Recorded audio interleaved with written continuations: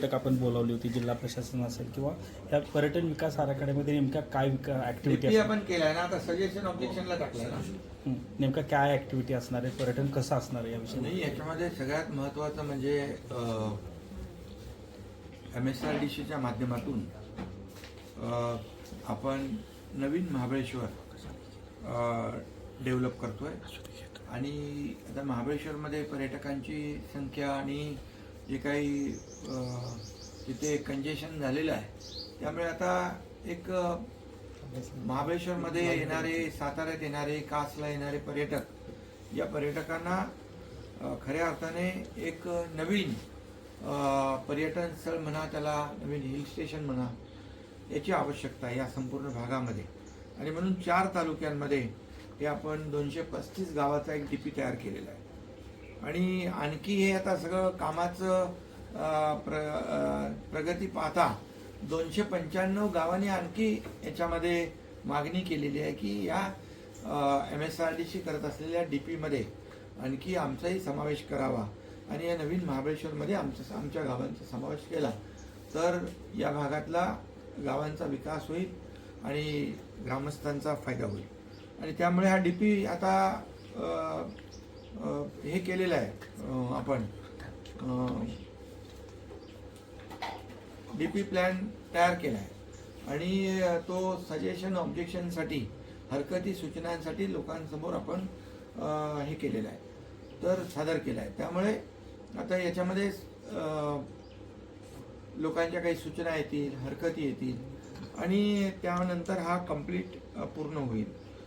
खरं म्हणजे या संपूर्ण परिसरामध्ये मोठ्या प्रमाणावर टुरिस्ट येऊ शकतील, पण त्याप्रमाणे आपल्याला हे हिल स्टेशन डेव्हलप करणं ही काळाची गरज आहे. म्हणून यामध्ये स्थानिक गावं आहेत, त्यामध्ये धार्मिक स्थळं आहेत, त्यांचं पुनर्जीवन करणं, आपले किल्ले आहेत, प्राचीन मंदिरं आहेत, मोठा आता 80-90 किलोमीटरचं बॅकवॉटर आहे, सह्याद्रीच्या रांगा आहेत आणि पूर्ण निसर्गाने भरलेला हा सगळा परिसर आहे. इथे औषधी वनस्पती आहेत आणि मोठ्या प्रमाणावर इथं आपण जर आणखी सुविधा दिल्या, कनेक्टिव्हिटी दिली तर याच्यामध्ये मोठ्या प्रमाणावर पर्यटक येतील आणि स्थानिकांना रोजगार मिळेल आणि या भागाचा संपूर्ण विकास होईल.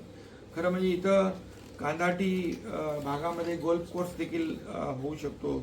इथे रोपवेचं प्लॅनिंग आहे, फ्युनिक्युलरचं प्लॅनिंग आहे आणि त्याचबरोबर प्रतापगडपासून पाटणपर्यंत जी म्हणजे रेल्वे, ती पण रेल्वे इलेक्ट्रिकवर असेल. म्हणजे सगळ्यात याच्यामध्ये डेव्हलपमेंट करताना पर्यावरणाचा प्रामुख्याने विचार केलेला आहे. पर्यावरणाचा कुठेही ऱ्हास होणार नाही, उलट पर्यावरणामध्ये अधिक आपल्याला भर घालता येईल, निसर्गामध्ये आणखी आपल्याला भर घालता येईल, अशा प्रकारचं आपण या ठिकाणी हे हिल स्टेशन जे आहे नवीन महाबळेश्वर करण्याचा प्रयत्न करतोय. यामध्ये टुरिस्ट ग्रोथ सेंटर असेल, डिझास्टर मॅनेजमेंट सेंटर आहे, कौशल्य विकास केंद्र आहे.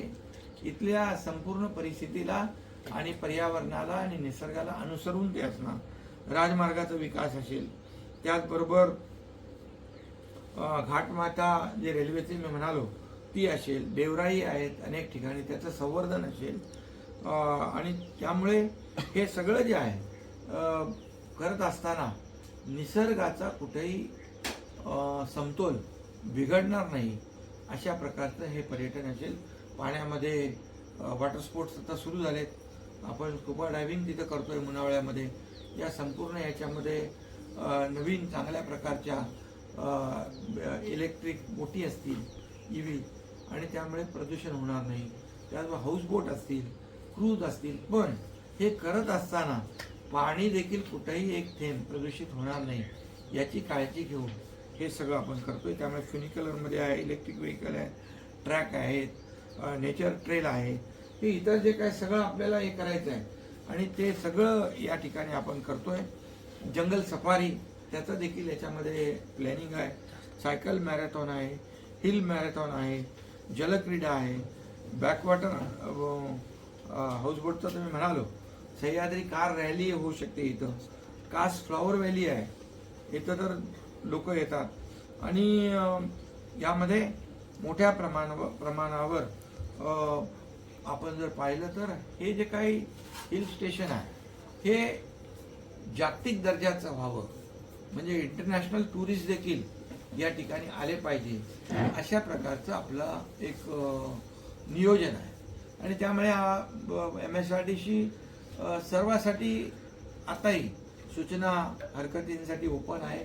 काही नवीन लोक नवीन याच्यामध्ये इतर भागातल्या, इतर ठिकाणच्या, इतर राज्यातल्या काही ॲक्टिव्हिटी आहेत त्या आपल्याला इथं करता येतील का, त्या सूचनांसाठी देखील आपण त्यांच्यासाठी सूचना घेण्यासाठी देखील आणि नवीन आयडियाज याच्यामध्ये इनकॉर्पोरेट करता येतील यासाठी देखील MSRDC पूर्णपणे आमची तयारी आहे. आणि म्हणून मला वाटतं आतापर्यंतची जी हिल स्टेशन आहे ही सगळी ब्रिटिशकालीन आहेत, पण हे पहिलं भारतातलं हिल स्टेशन होईल जे आपण शासनाच्या माध्यमातून करतो आणि ह्याचं हे एक ऐतिहासिक काम होईल.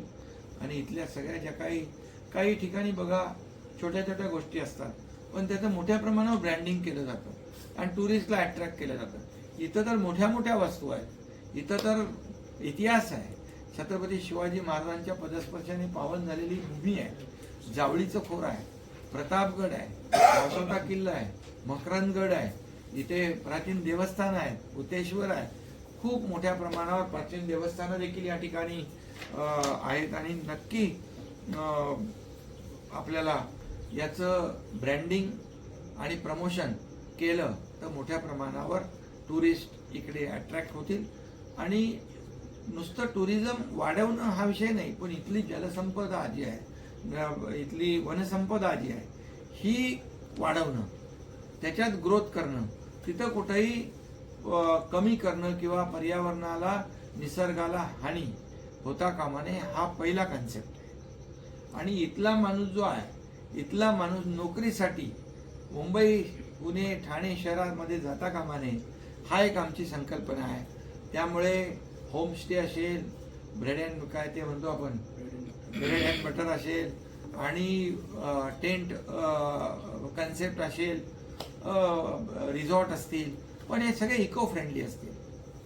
आणि म्हणून इथं राहणारे जे लोक आहेत इथून तर जाता कामा नये, परंतु मुंबईला गेलेले, शहराकडे गेलेले नोकरीसाठी पुन्हा इकडे आले पाहिजे, हा आमचा कन्सेप्ट आहे. इथं तारांगण देखील अरल येथे ऑब्झर्वेटरी करण्याचं देखील आपल्या प्लॅनिंगमध्ये आहे.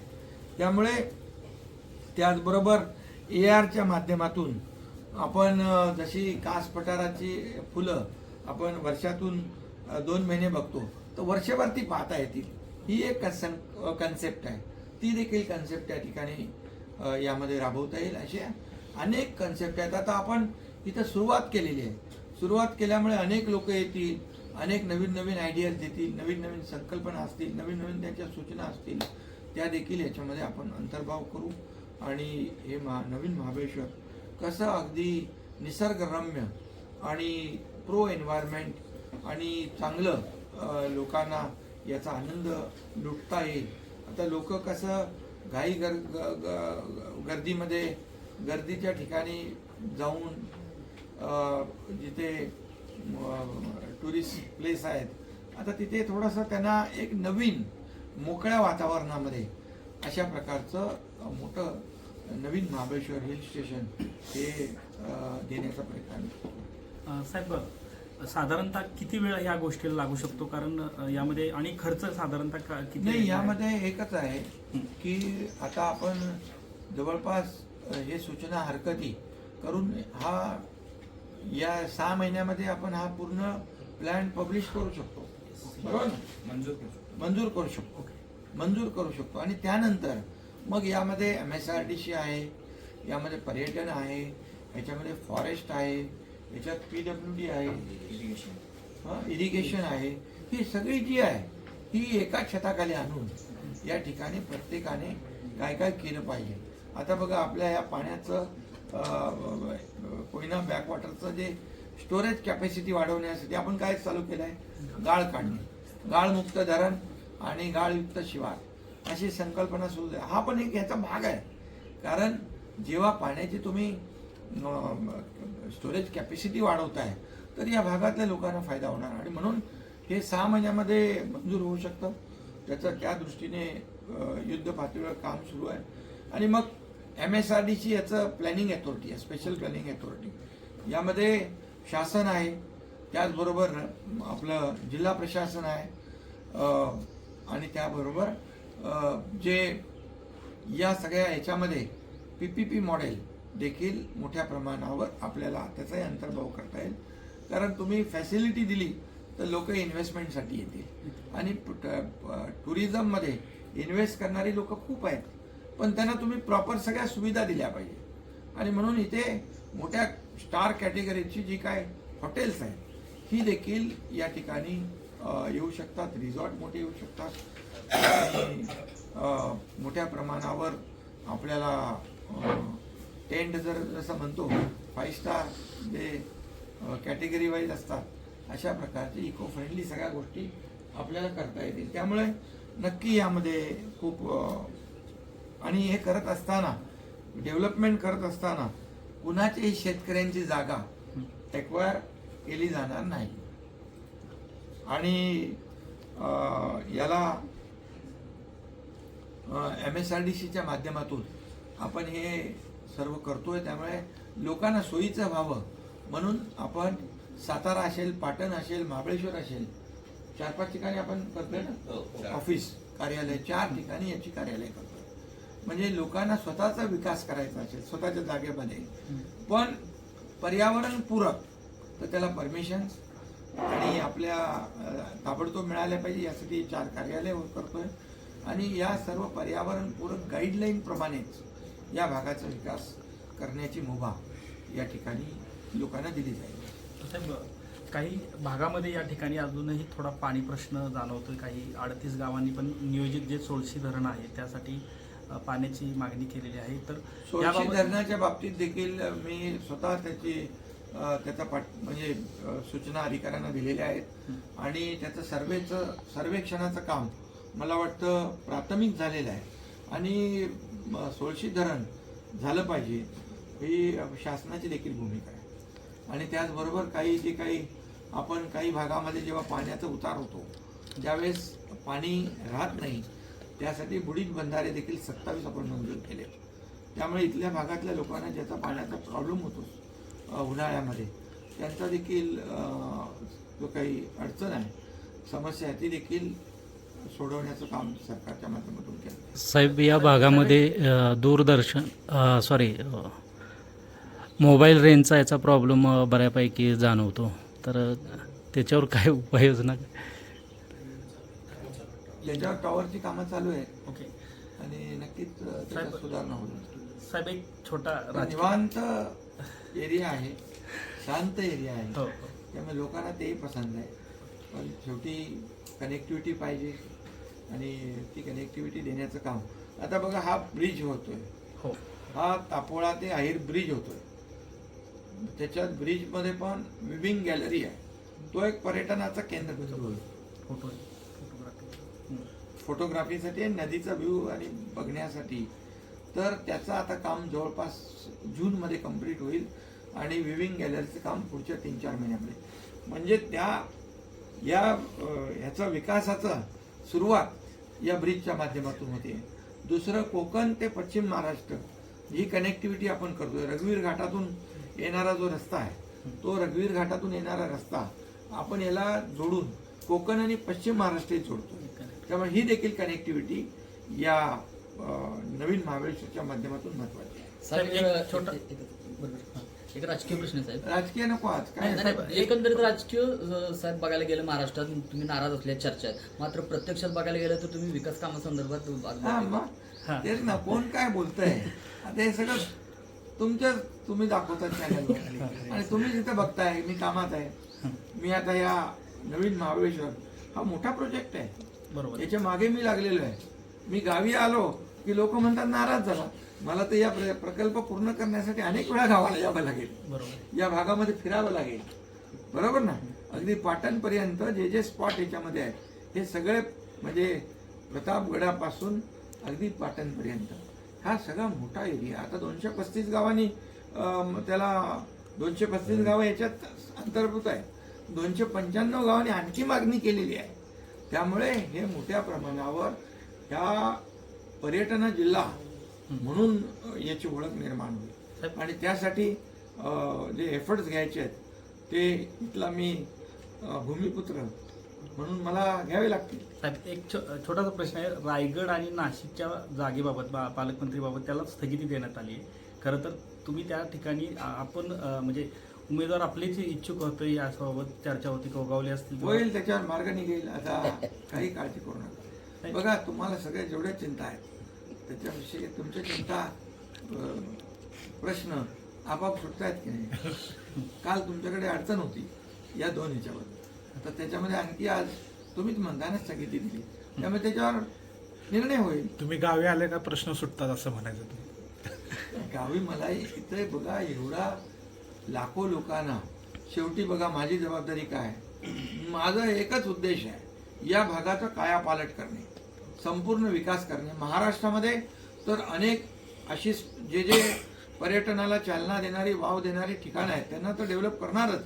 म्हणून पर्यटन मंत्री शंभूराज देसाई यांना मी स्वतः सांगितलंय की तुम्ही जे असे जिथं पोटेन्शियल आहे पर्यटनाला चालना देण्यासाठी त्याचं सगळं तुम्ही पाहणी करा, व्हिजिट करा. काही ठिकाणी आम्ही जाऊ, काही ठिकाणी मुख्यमंत्री जातील, आम्ही जाऊन पाहून या ठिकाणी. आणि म्हणून या भागाचा विकास करणं, कायापालट करणं आणि इथल्या लोकांच्या जीवनामध्ये आमूलाग्र बदल घडवणं आणि इथला इतिहास, इथली संस्कृती जोपासणं, वाढवणं हा देखील उद्देश आहे. साहेब, शेवटचा प्रश्न. महायुतीच्या मध्ये पक्षांमध्ये कोणतीही आलबेल किंवा नाराजी असं नाही असं म्हणायचे का तुम्हाला? कारण आता जे काही नाराजी तुम्हाला काही असं तुम्हाला का प्रश्न पडतो? तुम्हाला प्रश्न जेव्हापासून निवडणूक झाल्यापासून तुम्हाला तिकीट वाटपापासून पण सगळे प्रश्न सुटत गेले आहे की नाही. मंत्रिमंडळापासून ते सुटले, आता पालकमंत्र्यापासून ते सुटले नाही. गोगावलेंची नाराजी त्यातनं स्पष्ट त्यांनी मुलाखतीमधून नाही. बोलून शेवटी काय अपेक्षा करणं वावगं काय. शेवटी त्यांनी अनेक वर्ष रायगडमध्ये काम केलंय. म्हणजे अपेक्षा ठेवणं, मागणी करणं त्याच्यामध्ये काही चुकीचं नाही आहे. त्यामुळे महायुती जी आहे, मी आहे, आमचे मुख्यमंत्री आहेत आणि दुसरे आमचे उपमुख्यमंत्री, आम्ही बसून त्याचा मार्ग काढू. ठीक आहे. धन्यवाद. थँक्यू.